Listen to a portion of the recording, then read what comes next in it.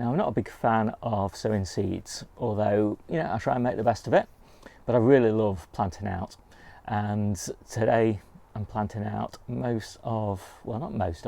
a fair number of my autumn, winter and spring plantings. Quite a nice variety. I'm really looking forward to it. Let's get going. So this is what I'm going to start planting today. I've got some Herbostella, I've got some onions. These are tough ball. These will overwinter in the Polytunnel, so these are kind of quite mature onions.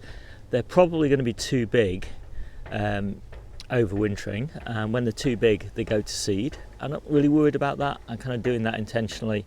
I don't mind if they go to seed. It's you can still use the onions, it's fine. We're not intending to keep them, we just want them early. Got some nice flashy trout, lettuce and some smile, oak leaf lettuce, green oak leaf, some parsley to pop in the Polytunnel. These are my standard interplant radishes and turnips, both for greens and roots. Some salad rocket, some more tough ball onions. And what I've got here, so I've got some rockier loose leaf lettuce, some more smile and some canasta. I'm not recommending canasta at this point. I love it as a summer lettuce. I'm just going to try and grow it over winter, see what happens. Tatsoi and some red pak choy and some spring onions again for an interplant. So quite a lot to do. Plot is gorgeous today, although it is a little bit noisy, as you can hear. As I'm planting, I'm also putting in nematodes, slug nematodes. I've just poured the mix into this big watering tank. I find it's much easier to do that rather than mess around diluting it into the individual watering cans. And I'll basically just be watering the whole plot and the Polytunnel from that tank today as I go along. Just such an easy way to do it. So I've also just got a nematode starter here. So let's take this off. Basically in here, any slugs that I find today go into this nematode water. So I just take a couple of tablespoons of the nematode mix and put it in there, and so that will keep generating new nematode mix over the next month or so. Every time I prepare a new bed, I'll just take a couple of cupfuls of that, put it in my watering can and water the bed. So hopefully I'm always starting with a relatively clean, slug-free bed as I move into winter. The first bed I'm going to plant is this one. It's my summer carrot bed. I've got one more harvest of carrots here. Obviously quite a few weeds, loads of mare's tail. This is the problem on my site, loads of mare's tail. But you can't really afford to go in and keep weeding it when you've got carrots in there. Interplanted with green garlic, so lots of green garlic in here to be harvested as well. So I'm really happy about that. I did a video about the green garlic a couple of days ago. We really love it. And just the point of note with this garlic, planted mid-May, so now's the sort of time to be harvesting that really late planted garlic. So I've just taken the lid off my compost bin. There's a nice little selection of slugs. Those will serve to feed those nematodes and create a new generation of nematodes in a few weeks' time. So that's just perfect. So there's the last of the summer carrots, very much the dregs, and the green garlic that we interplanted into the carrot bed. And that's about half of the green garlic. We've been harvesting it for the last 2 or 3 weeks, and we've got 2 more beds still to go. So the beds are all prepared, and I've dibbed the planting holes. This first bed's going to be the red pak choy, alternated with the tatsoi. These are only going to be picked small for salad greens until about, end of November, I should think. And then this bed will get replanted with baby lettuces for next year. And then this next bed is going to be planted with Herbostella and then interplanted with radishes and turnips and stuff in the gaps. So That's the pak choy and tatsoi. I've also just put some salad rocket down the edge there, and that's the herbostella, and radishes down the middle, and turnips around the outside. And the turnips in particular, at this time of year I might get roots. Really mind, because I'll get lovely leaves like these if I don't get roots, and these are really nice in smoothies. You can steam them as well. There are little roots coming,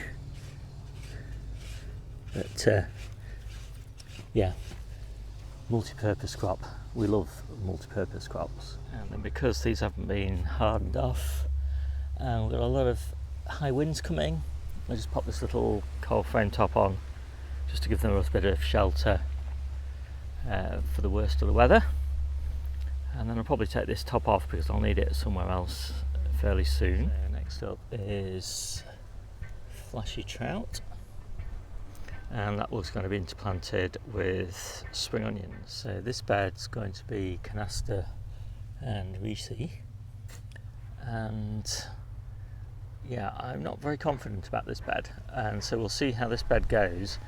If it doesn't work very well, it'll get replanted in December probably, with again baby salads for early spring. So I'm just back from dinner, and now I'm going to plant the stir on, and these are spring onion density, although stir on are just an ordinary bulbing onion, but obviously they're not going to bulb up now, and they won't bulb up before we've eaten them, so they're perfectly good.